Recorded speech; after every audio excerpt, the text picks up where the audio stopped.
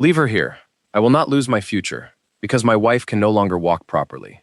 The Duke of Blackwood spoke loudly enough for everyone in the country inn to hear. For several seconds, Eleanor Blackwood wondered whether the pain medicine had distorted his words, because even after 6 years of marriage, she had never imagined Adrian could reduce their life together to a sentence so cold. She stood beside the carriage with one hand gripping a wooden crutch, her injured left leg trembling beneath the hem of her traveling dress. The October air bit through her gloves, yet heat flooded her face as the innkeeper, 2 stable boys, and a maid all suddenly discovered reasons to look somewhere else. "Adrian," Eleanor said quietly, "you told me we were stopping only to change horses." "We were." Her husband did not meet her eyes. He removed several coins from his purse and pressed them into the innkeeper's hand. 3 nights, a private room, meals. The innkeeper stared at the money. "Your Grace, surely the Duchess will be perfectly comfortable." Eleanor's fingers tightened around the crutch. And after 3 nights, only then did Adrian look at her. There had been a time when that face had softened whenever he found her awake beside a mountain of parliamentary papers at 2 in the morning. He used to tease her for covering margins with corrections and tell his friends that his wife possessed a sharper mind than half the gentlemen in Westminster. That had been before the accident, before the shattered carriage wheel, before the surgeon told them Eleanor might always walk with a limp. Before Sir Malcolm Vane began whispering that a duke hoping for greater influence could not afford to appear burdened by a crippled wife. "I will arrange something when I reach London," Adrian said. "Something. A house, companions, whatever is appropriate." "You mean somewhere you will not have to see me?" His jaw hardened. "You are determined to make this crueler than necessary." A bitter laugh nearly escaped her. "No, Adrian, I think you have managed that without my assistance." For an instant, something moved across his expression, shame, perhaps. But then he glanced toward the road, as though London itself were waiting impatiently for him. "My position is changing, Eleanor. There are negotiations underway that affect this family. I cannot spend every day arranging doctors and stopping journeys because you are exhausted. I never asked you to. You could barely climb into the carriage this morning. And therefore I cease to be your wife?" He said nothing. That silence answered more brutally than words. Eleanor looked through the open carriage door and noticed that every large trunk remained strapped behind it. Her trunks, her books, her correspondence, even the leather writing case her father had given her shortly before his death. "You are taking my belongings? I cannot unload everything here." "Then leave my writing case." Adrian hesitated. It was small, hardly large enough to inconvenience anyone. Yet his hesitation made Eleanor suddenly attentive. "Adrian, I don't know where it is." She studied him. He had always been a poor liar when forced to improvise. His left thumb rubbed against the edge of his signet ring. Before Eleanor could challenge him, Sir Malcolm leaned from the carriage. "We are already behind schedule, Blackwood." Eleanor lifted her gaze. Malcolm Vane was not handsome enough to explain his influence through charm, nor wealthy enough to command Adrian through money. What he possessed was certainty. He could make ambition sound like duty, and cruelty sound like necessity. His pale eyes met Eleanor's without embarrassment. "Her Grace needs rest," he said. "My Grace can answer for herself." A faint smile touched his mouth. Adrian climbed into the carriage. That was the moment Eleanor understood that he truly intended to leave. Not threaten, not frighten, leave. She had spent months excusing his impatience, telling herself he was frightened by her injury, frustrated by the doctors, overwhelmed by political pressure. But when the carriage door closed between them, every excuse collapsed. "Adrian," he looked through the window. "If you go now," she said, "do not tell yourself later that you had no choice." The color drained slightly from his face. He could still have opened the door. He could have ordered her belongings unloaded. He could have dismissed Malcolm and stayed. Instead, he struck the roof twice with his cane. The carriage rolled away. Eleanor remained beside the road until the wheels disappeared around the bend. Only then did she realize the innkeeper was still holding the Duke's coins. "I am sorry, Your Grace." Eleanor swallowed. "So am I." Her room was small but clean, with faded blue curtains and a narrow bed facing the courtyard. Climbing the staircase required nearly 10 minutes, and by the time Eleanor reached the room, perspiration dampened the back of her neck despite the cold. She refused the maid's assistance until the final step. That stubbornness cost her.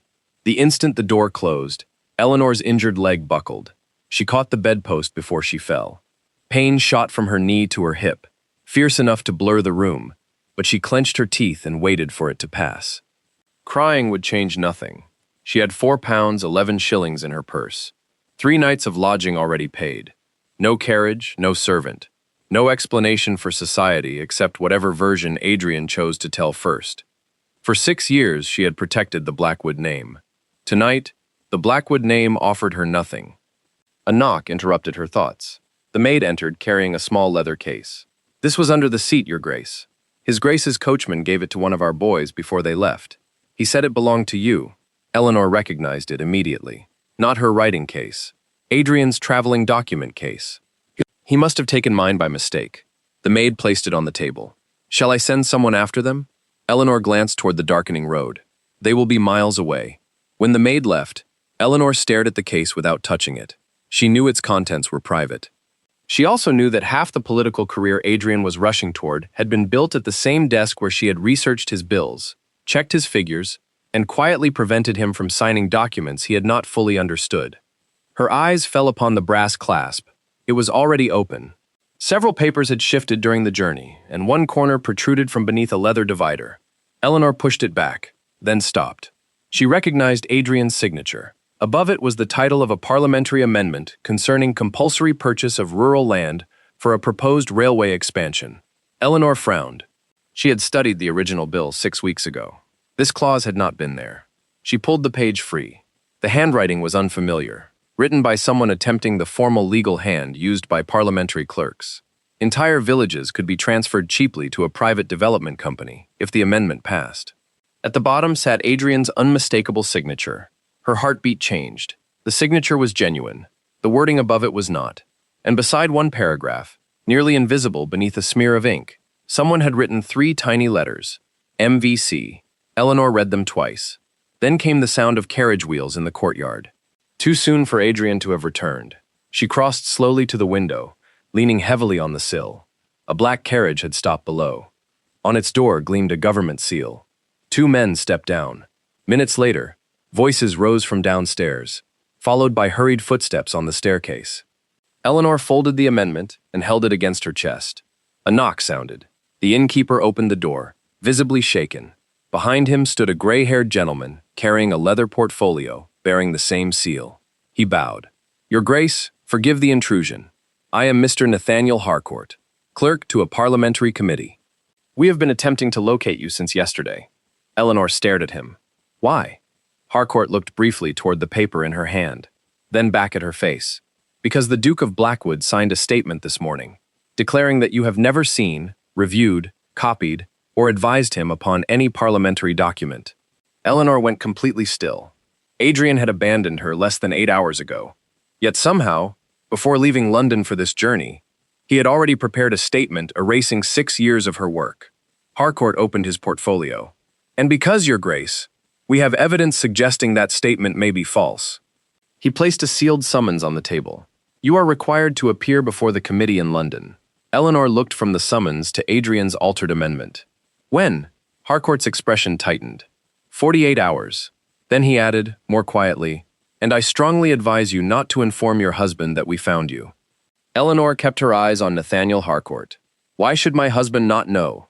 Harcourt glanced toward the innkeeper, who understood the warning, and quietly withdrew, closing the door behind him. Only then did the parliamentary clerk remove another document from his portfolio. "Because 3 men connected to this inquiry have already changed their statements, Your Grace, and a 4th disappeared yesterday." Eleanor lowered herself carefully into the chair beside the table, suppressing a grimace when her injured leg resisted the movement. "Who disappeared?" "A junior clerk named Thomas Reed. He worked in the office where several amendments were copied before being submitted for review." Harcourt placed the document before her. It contained a list of names, dates, and payments. Eleanor recognized several members of Parliament, 2 railway investors, and 1 solicitor who had attended dinner at Blackwood House the previous spring. Then she saw the final name, Sir Malcolm Vane. Beside it was a payment of £12,000. "Do you know him?" Harcourt asked. "He is sitting in my husband's carriage." Harcourt's expression changed instantly. "Then we have less time than I thought." Eleanor looked again at Adrian's amendment. "What exactly are you investigating?" "A consortium called the Crown Meridian Railway Company is seeking authority to acquire nearly 19,000 acres across 3 counties. Officially, the land is required for new railway lines.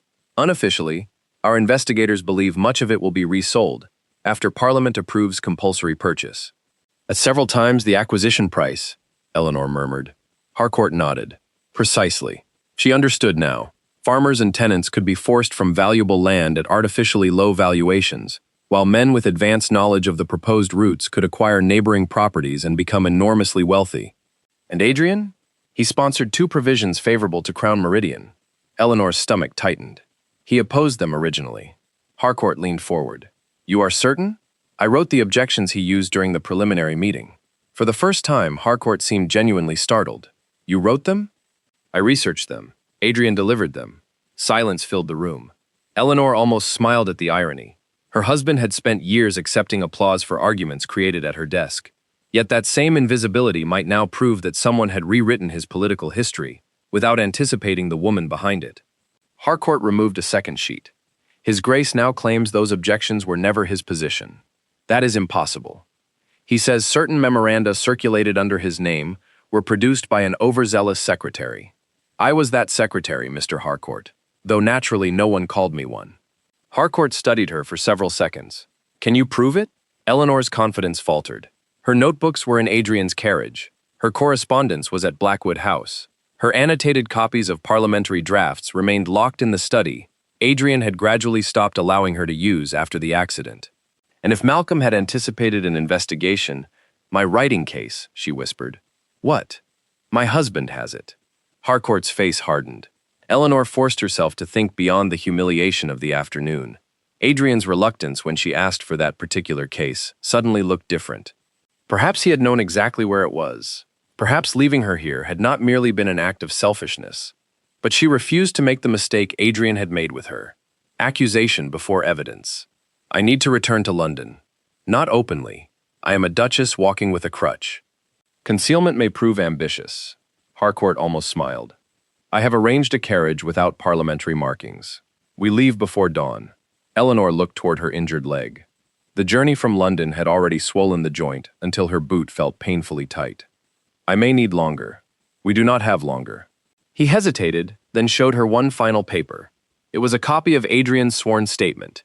Near the bottom, one sentence seemed to rise from the page. Her Grace has suffered confusion and impaired judgment following her carriage accident, and should not be regarded as a reliable witness in matters of government. Eleanor read it again. Something colder than anger settled inside her. Adrian had known that her mind was untouched. He had sat beside her during the physician's examinations. He had heard the doctor say repeatedly that her injuries were physical, yet he had signed his name beneath the lie. This was not Malcolm whispering into his ear. This was Adrian choosing to destroy her credibility because her knowledge had become inconvenient. Very well, she said. We leave before dawn. They reached London late the following evening. Harcourt did not take her to Parliament. Instead, the carriage entered a quiet courtyard behind the residence of Lord Ashcombe, an elderly peer Eleanor knew by reputation as an irritatingly independent member of the committee investigating Crown Meridian. Inside, she found something she had not expected. A table covered with copies of Adrian's speeches. Her speeches. She moved toward them slowly. Someone had arranged documents chronologically, marking passages in red ink where Adrian's earlier opposition to the railway suddenly transformed into enthusiastic support. The change had occurred 11 weeks after Eleanor's accident, almost exactly when Malcolm Vane began spending every afternoon at Blackwood House. Lord Ashcombe entered carrying a candle. He was nearly 70, narrow as a walking stick, and entirely uninterested in ceremony. So, he said, looking Eleanor over, Blackwood's supposedly confused wife has arrived. I would prefer abandoned wife, if we must choose among his descriptions. Harcourt coughed to conceal a laugh. Ashcombe did not bother. Excellent. Sit down. Eleanor did. He pushed one document toward her. Tell me whether you recognize this. It was a memorandum arguing that the Crown Meridian project would improve trade without harming tenant protections. Adrian's name appeared beneath it. Eleanor read the first paragraph, then the second. By the third, every instinct sharpened. I did not write this. We know. But someone wanted it to sound as though I did. Ashcombe's humor vanished. That is precisely our conclusion. Eleanor examined the phrasing more carefully. Whoever created it knew her habits, the structured arguments, the legal references, even her preference for placing financial objections before moral ones. But one citation was wrong.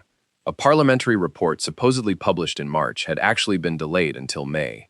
Eleanor remembered because she had waited weeks for the corrected edition. This document could not have been written on the date printed here. Ashcombe leaned closer. Why? She showed him. His eyes brightened. For the first time since Adrian abandoned her, Eleanor felt something other than humiliation. Purpose.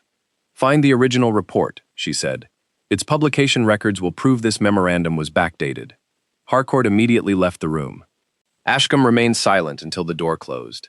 Then he reached inside his coat. There is something else you should see before tomorrow.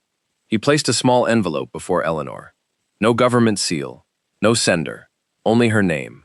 Eleanor Blackwood. She recognized the handwriting. Her blood ran cold. Where did you get this? It was delivered to my residence 2 hours ago. Eleanor did not need to open it to know who had written those letters. Adrian. She broke the seal. Inside was a single sentence. If Parliament asks what you know, remember that everything you still possess depends upon my name. Eleanor stared at it until the threat became perfectly clear. Then Lord Ashcombe quietly said, Your Grace, there is one further difficulty. What difficulty? Your husband arrived in London an hour ago. He paused, and tomorrow morning he intends to testify before you do. Eleanor folded Adrian's letter once and placed it on the table.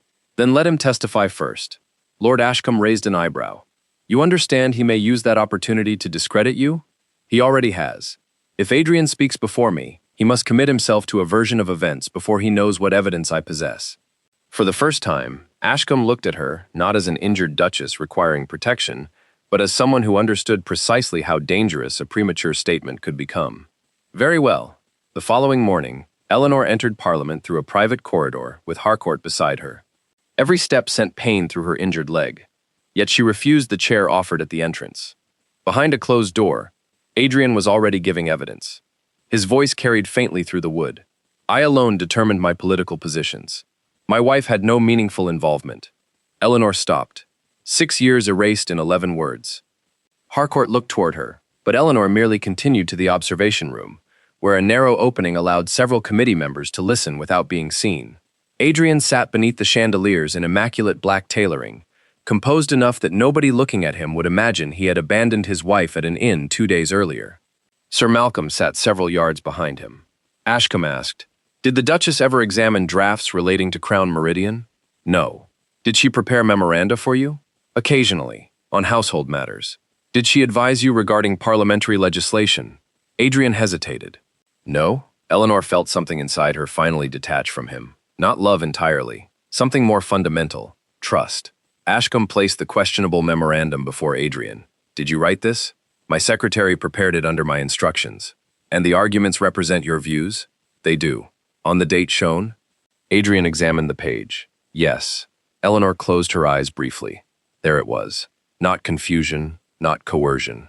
A deliberate answer. Ashcombe asked several more questions before dismissing him. When Adrian rose, Malcolm leaned toward him and whispered something Eleanor could not hear. The two men left together. Only after their footsteps disappeared did Harcourt open the side door. Your turn. Eleanor entered.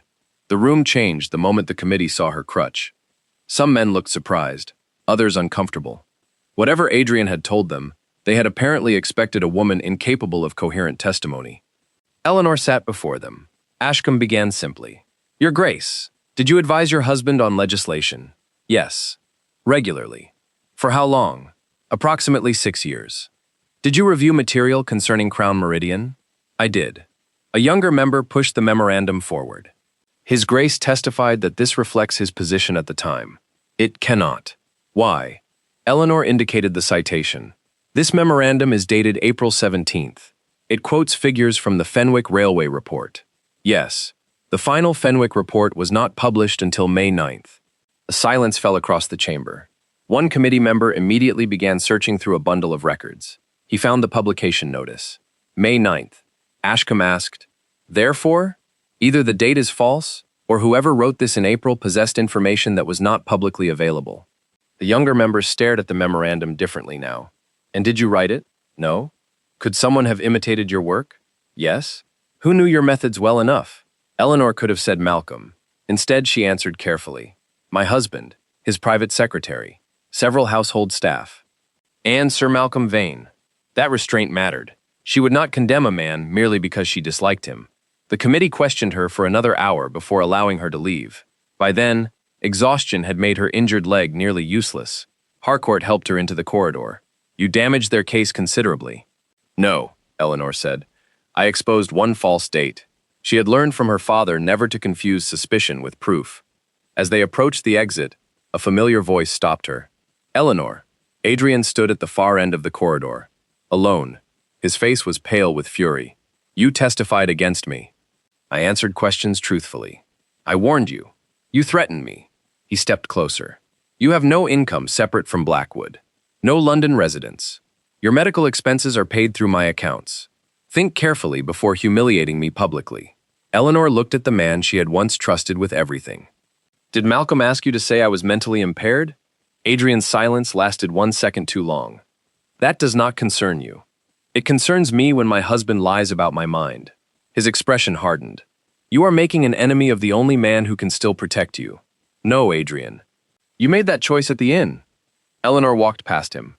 Outside, Harcourt was waiting beside the carriage with another man, a frightened young clerk whose coat was torn and whose cheek bore a fresh bruise. Harcourt hurried toward her. We found Thomas Reed. The missing clerk stared nervously around the courtyard. Then he held out a small iron key. I took this before they discovered what I knew. Eleanor accepted it. What does it open? Reed swallowed. A locked cabinet in Sir Malcolm Vane's office. He looked directly at Eleanor. And inside it are letters written in your name. Eleanor closed her fingers around the iron key. Letters written in my name? Thomas Reed nodded, still glancing nervously toward the parliamentary entrance. At least 12. I saw them while copying documents for Sir Malcolm. Were they addressed to my husband? No, Your Grace. They were addressed to men connected with Crown Meridian. Eleanor felt the trap beginning to reveal itself. If forged correspondence existed showing that she had secretly negotiated with railway investors, Adrian's claim that her judgment was impaired would suddenly seem almost merciful. She could be portrayed as unstable, dishonest, perhaps even responsible for the scandal herself. Why did you take the key? Reed lowered his voice. Because Sir Malcolm ordered me to burn the letters tonight. Harcourt immediately looked toward Ashcombe. Where is the cabinet? Vane's rented office near Westminster. Ashcombe considered the problem. We cannot simply break into it. We may not need to, Eleanor said. All three men turned toward her. Malcolm is attending Lady Wexford's reception tonight. Adrian mentioned it repeatedly during our journey, because several ministers will be there. Ashcombe understood. The office may be empty. Get the proper authority to search it, while Malcolm believes Parliament is still deciding whether I am credible. Harcourt left immediately. By 8 that evening, the warrant was secured. Eleanor should have remained behind. Her leg was swollen, every staircase had become an enemy, and even Harcourt suggested she rest. She refused. If those letters contain my name, I want to see them before anyone tells me what they supposedly say. Malcolm's office occupied 2 rooms above a solicitor's practice. Reed guided them to a walnut cabinet concealed behind a curtain. The iron key turned. Inside were neatly arranged files, parliamentary drafts, and account books. Then Eleanor saw the bundle tied with blue ribbon. Her handwriting appeared across the top envelope, almost perfectly. She sat at Malcolm's desk and opened the first letter. It described a supposed agreement in which Eleanor promised to persuade Adrian to support Crown Meridian in exchange for money deposited under another name. The second implied that she intended to use Adrian's political influence without his knowledge. The third was worse. It suggested that after her accident, she had become desperate for independent money because she believed Adrian planned to abandon her. Someone had built a motive around a humiliation that had actually happened. Harcourt read over her shoulder. These could ruin you. They were designed to. Eleanor examined the ink, paper, and phrasing. The imitation was impressive, but the writer had made one mistake. She pointed to the signature. Eleanor Blackwood. Ashcombe frowned. That is your name. Not how I sign private correspondence. She took a clean sheet and wrote, E. Blackwood. My father taught me never to use my full Christian name in letters involving financial business. I have done that since I was 17. A useful discrepancy, Ashcombe said, but not sufficient by itself. No. Eleanor opened another drawer. Empty. Then another. Inside the third lay a ledger. Several pages contained payments identical to those Harcourt had shown her at the inn. Malcolm Vane appeared repeatedly, but another set of initials appeared beside the largest transfers. A.B. Adrian Blackwood. Eleanor's breath caught. Harcourt saw it. Could your husband be receiving money? I don't know. She refused to defend him automatically. She also refused to accuse him without proof. Reed stepped closer to the ledger. I saw Sir Malcolm enter those initials. Did he ever say what they meant? No. A noise sounded downstairs. Everyone froze. The outer door slammed. Footsteps climbed rapidly. Harcourt extinguished one lamp. Reed went white. He shouldn't be back yet. The office door opened. Sir Malcolm Vane stopped on the threshold. His gaze passed over Ashcombe, Harcourt, and Reed before settling on Eleanor. For once, his confidence disappeared. Then he saw the open cabinet. You have no right. We have a parliamentary warrant, Ashcombe interrupted. Malcolm's eyes moved toward the forged letters. Eleanor lifted one. You imitate my handwriting beautifully. His composure returned with astonishing speed. I have never seen those papers. They were locked inside your cabinet, and a missing clerk happens to possess the key. How convenient.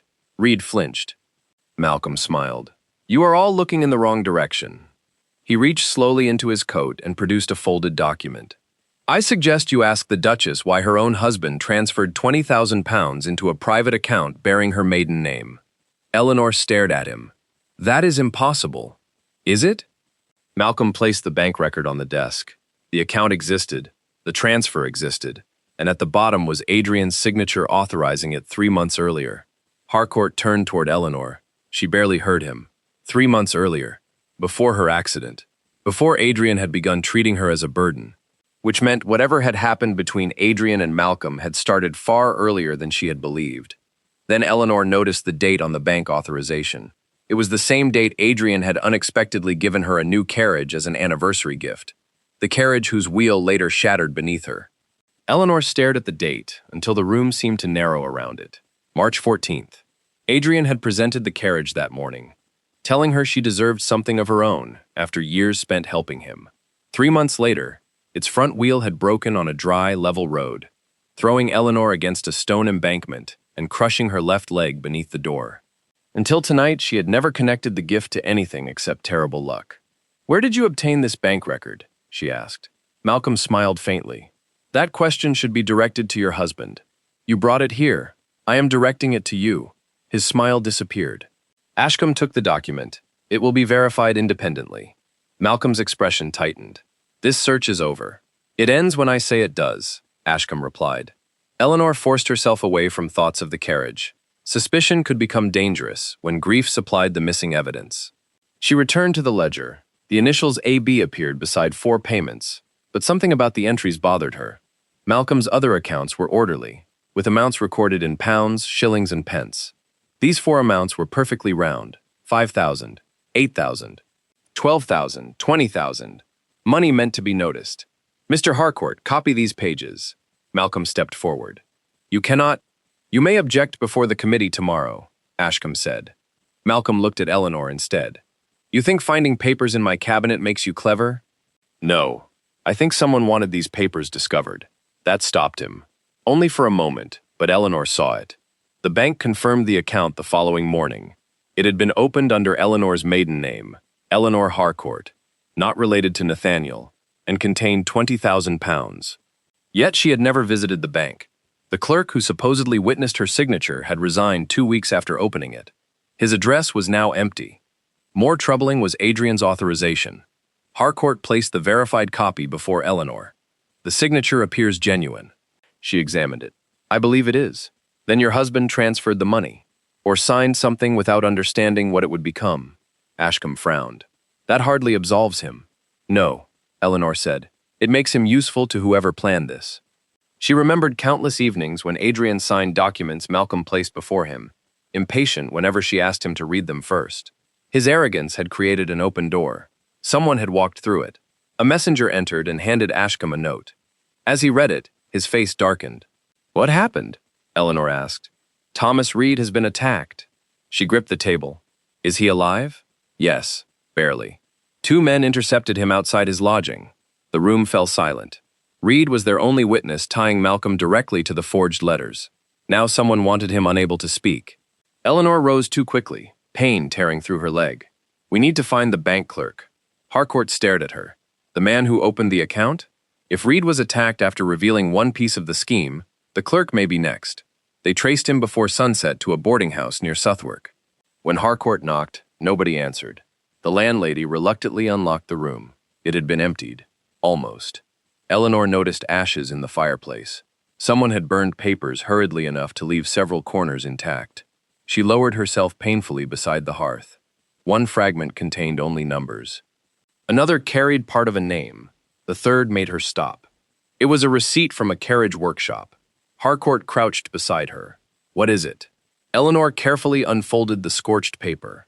The work order referred to a replacement axle pin for a private carriage owned by the Duke of Blackwood. Dated 2 days before her accident. Her pulse thundered. Someone worked on my carriage before it crashed. Ashcombe read the surviving line at the bottom.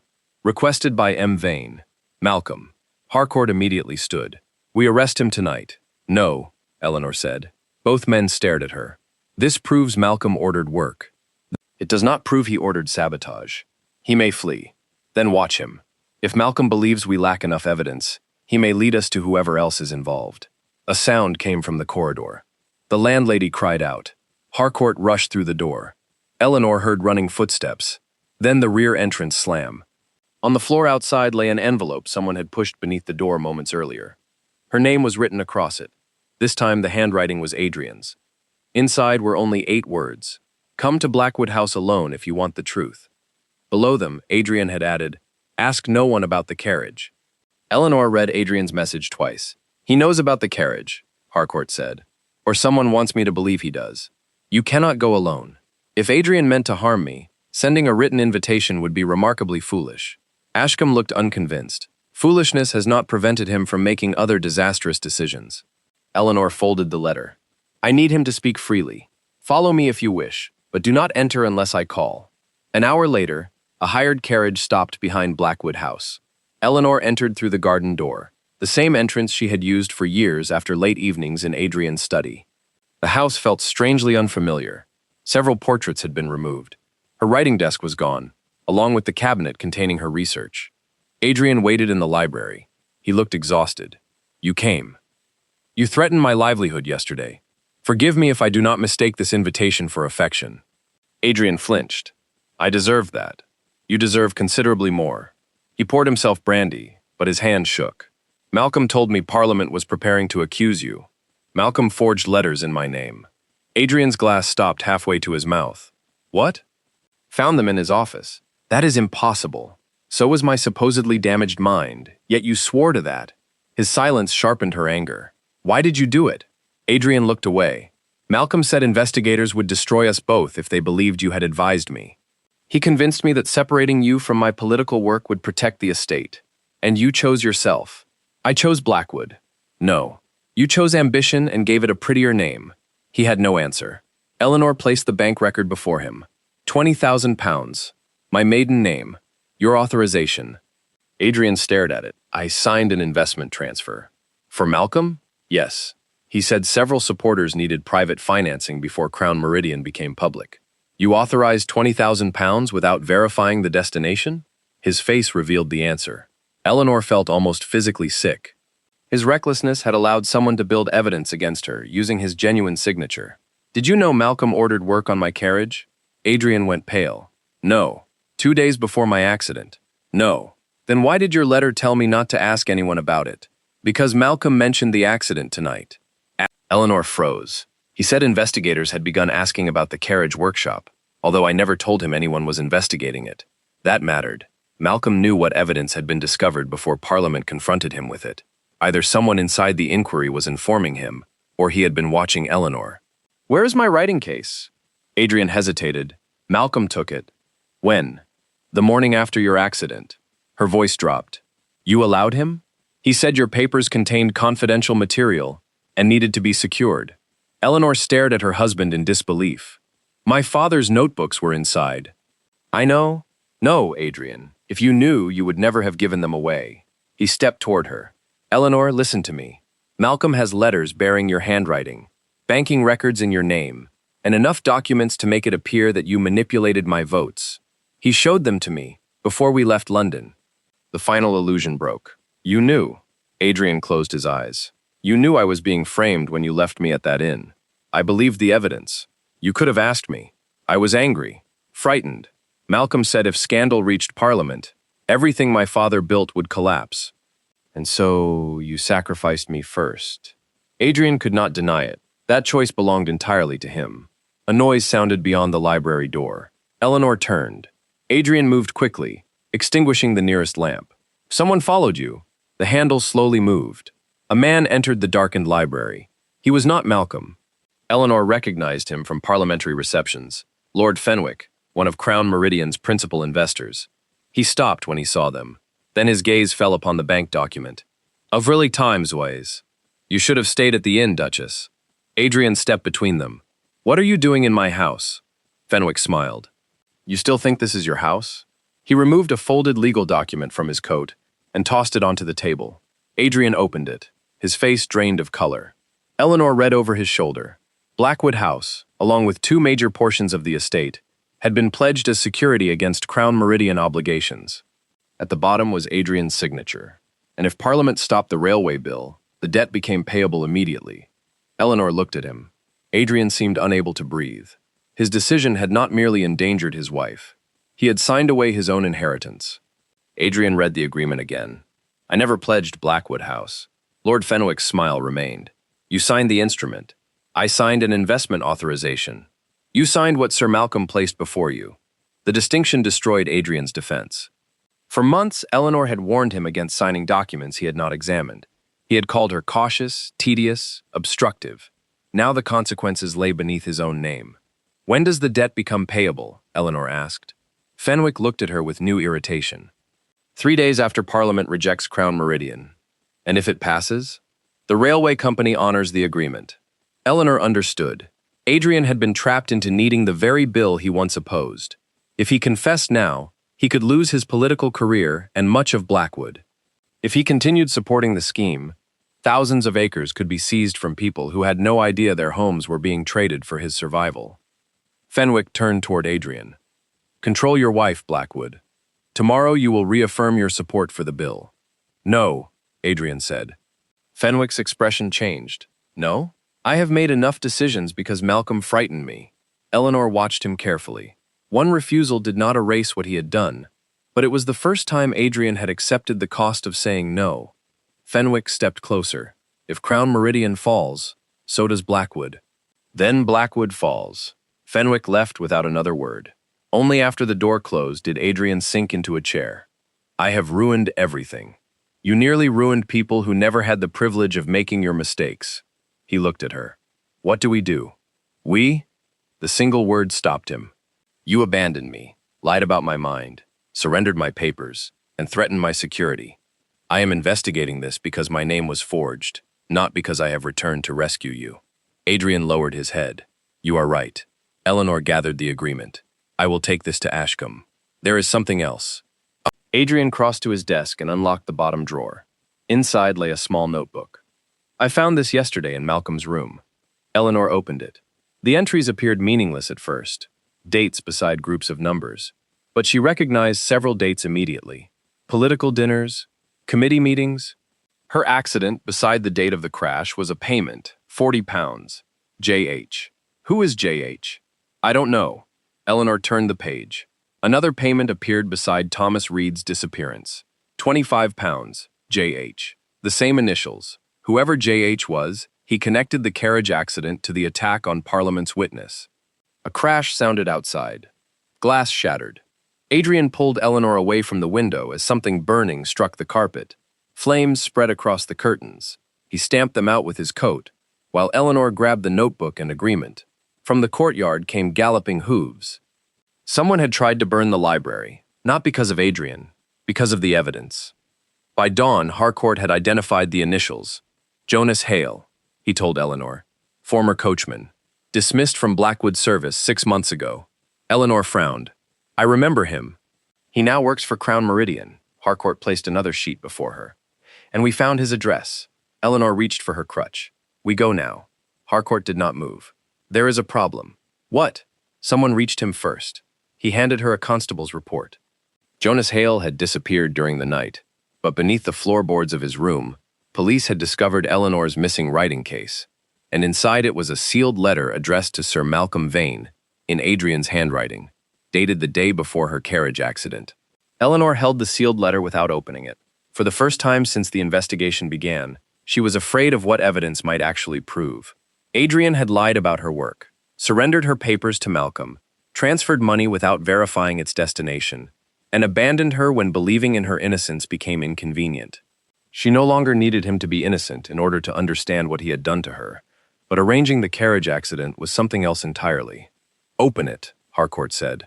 Eleanor broke the seal. The letter was short. "Malcolm, do what is necessary before our departure on Thursday.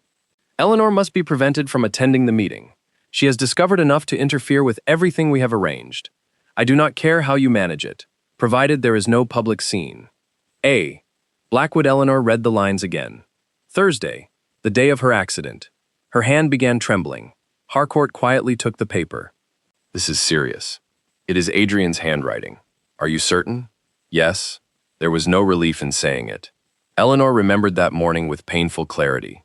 She had planned to attend a private railway committee meeting because figures in the preliminary valuation reports did not match county tax records. Adrian had argued with her over breakfast.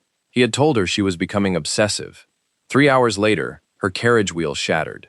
"Where is Jonas Hale?" she asked. "We don't know." "Then find him." Adrian arrived at Lord Ashcombe's residence before noon. Eleanor placed the letter before him. She watched his face as he read it. Shock appeared first, then recognition. "I wrote this." Harcourt immediately straightened. Eleanor said nothing. Adrian continued, "But I did not order anyone to injure you. You wrote that I must be prevented from attending." "Yes, Malcolm told me your objections would embarrass me before several ministers. I wanted him to delay you, invent a social obligation, anything. You wrote, 'I do not care how you manage it.'" His face collapsed. "I was angry, and Malcolm chose how to interpret your permission." Adrian looked at Eleanor's crutch. For several seconds, he could not speak. "I caused this. We don't know that yet. I gave him authority." That distinction mattered. Even if Malcolm had ordered the sabotage, Adrian had created the opportunity through cowardice and resentment. "I could have died," Eleanor said. Adrian lowered his eyes. "I know. No, you are only beginning to know." She took the letter back. "I will present this to Parliament." He nodded. "You should. No demand for secrecy. No threat. No request that she protect Blackwood." It was too late to undo anything, but Eleanor noticed the difference. Jonas Hale was found that evening, hiding in a warehouse near the Thames. Faced with the financial ledger, the carriage workshop receipt, and the possibility that Malcolm intended to make him disappear permanently, Hale finally talked. "Sir Malcolm paid me to weaken the axle pin," he admitted. Eleanor felt Harcourt stiffen beside her. "Did Duke Blackwood instruct you?" "No, Your Grace. Never spoke to him." "Did Malcolm tell you why?" "He said the Duke wanted you delayed." "Delayed?" Hale looked ashamed. "I was told the wheel would fail before you reached London. Probably while the carriage was moving slowly through the village. Sir Malcolm said nobody would be badly hurt. But it failed earlier." "Yes." Eleanor's fingers tightened around her cane.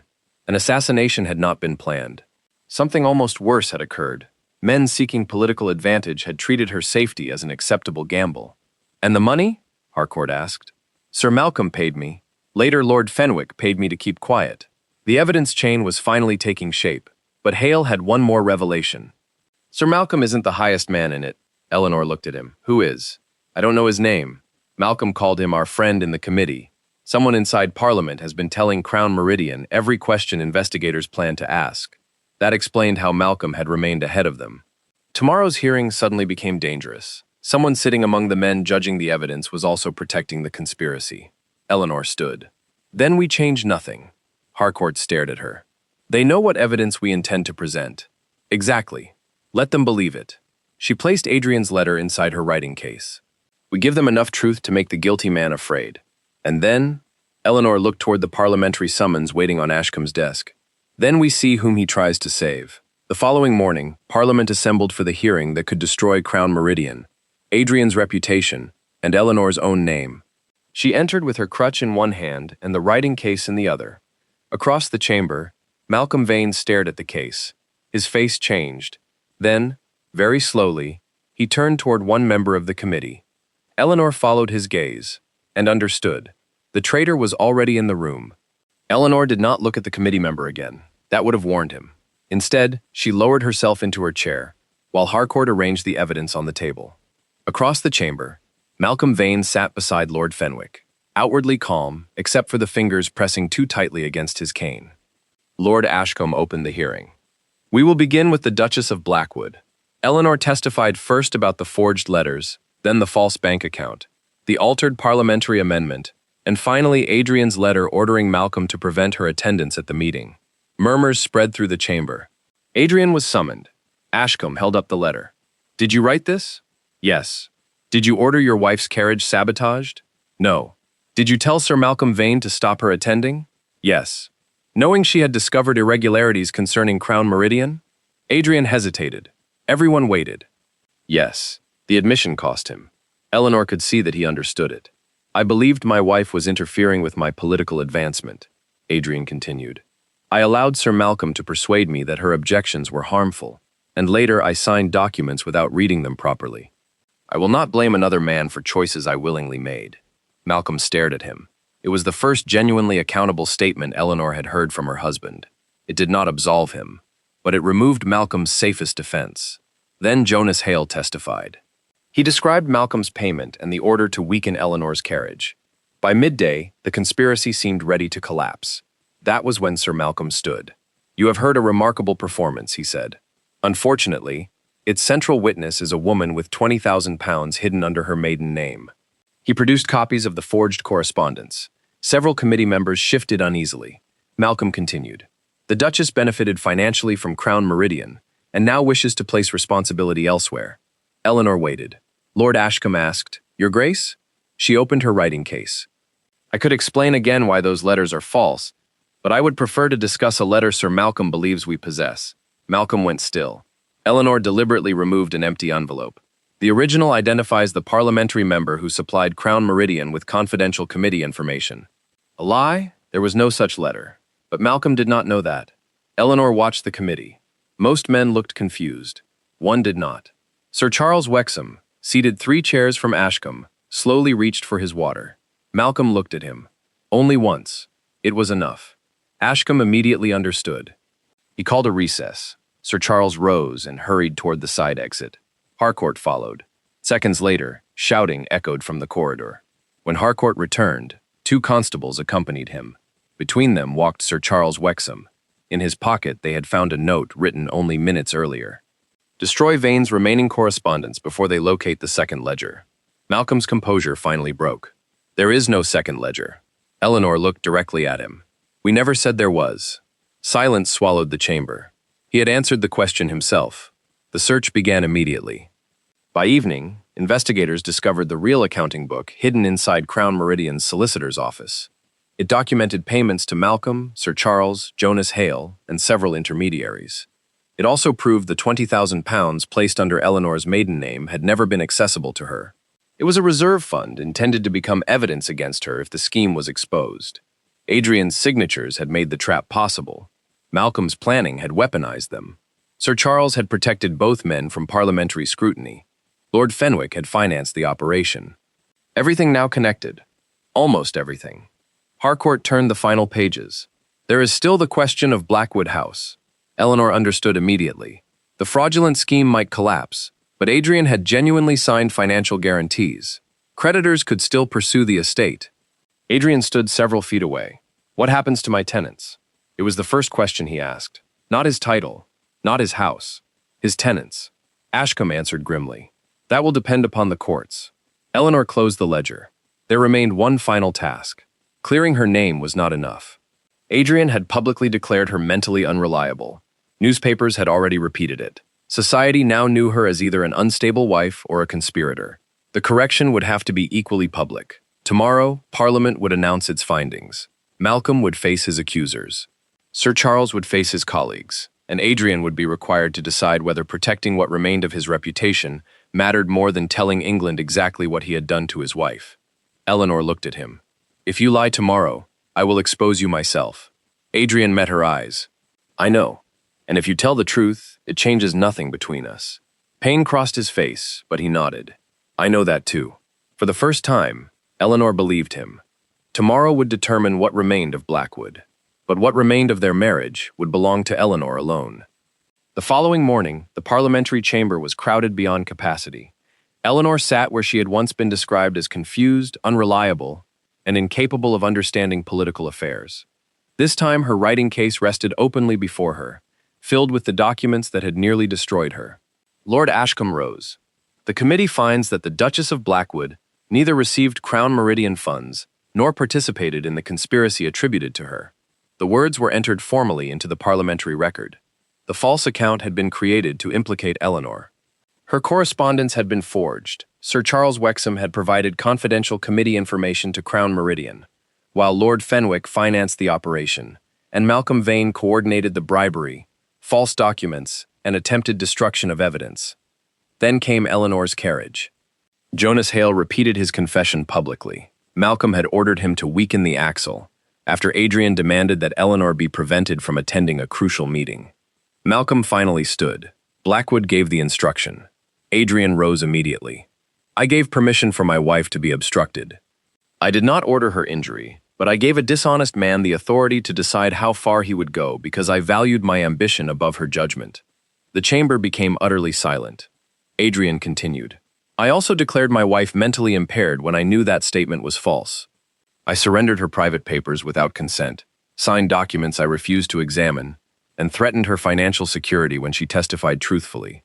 He looked toward Eleanor. There was no request for forgiveness in his face, only shame. Her grace did not fail Blackwood. I failed her. It was precisely what Eleanor had required, public repair for public humiliation. Malcolm Vane and Lord Fenwick were referred for criminal prosecution on charges arising from fraud, bribery, forgery, and the sabotage conspiracy. Sir Charles resigned his parliamentary position before proceedings began against him, while the Crown Meridian Bill was suspended and the fraudulent land acquisitions halted. Adrian's consequences were different. His political appointments disappeared within days. He resigned from the committees on which his credibility had become impossible to maintain, and the Blackwood guarantees remained a financial disaster because his genuine signatures could not simply be wished away. He would keep the title. He would not keep the life he had expected. But before creditors could seize the tenants' farms, Adrian voluntarily sold his London residence and several personal investments, using the proceeds to discharge the most dangerous obligations. Then he did something Eleanor had not requested. He instructed his solicitor to create an irrevocable settlement, providing Eleanor with independent income and ownership of the small Blackwood property at Rosemere, regardless of whether she ever returned to him. When the solicitor brought the documents, Eleanor read every page herself. She almost smiled at the irony. This time, so did Adrian. I assume you found 3 mistakes. 4. Of course you did. It was the closest they came to their old life. But the old life was over. 3 months later, Eleanor climbed the steps of Rosemere without anyone holding her arm. She still used a cane, and perhaps always would. Yet the doctors now believed she would continue improving. More importantly, Parliament had appointed her as a paid research advisor to a reform commission examining railway acquisitions and protections for rural tenants. For the first time, the work she had performed invisibly for 6 years carried her own name. Adrian visited only once. He stopped at the threshold rather than assuming he could enter. I am leaving for Blackwood tomorrow, he said. The estate will take years to recover. Eleanor nodded. And Parliament? I have no place there now. There was grief in his voice, but no bitterness. He had finally understood that consequences were not cruelty simply because they hurt. I don't expect you to come back, he said. Good. He managed a sad smile. I loved you badly, Eleanor. You loved what I gave you. When loving me became expensive, you chose yourself. Adrian accepted the words without defense. I hope someday you can forgive me. Perhaps I will. Hope entered his face. Eleanor finished calmly. But forgiveness is not the same as returning. The hope changed, but he nodded. Then he handed her something. The brass key to her old writing desk. We found it in Malcolm's storage room. Eleanor closed her fingers around it. Adrian bowed and walked back toward his carriage.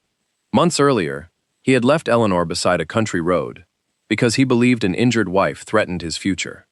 Now Eleanor stood at the doorway of a house that belonged to her, watching him leave alone.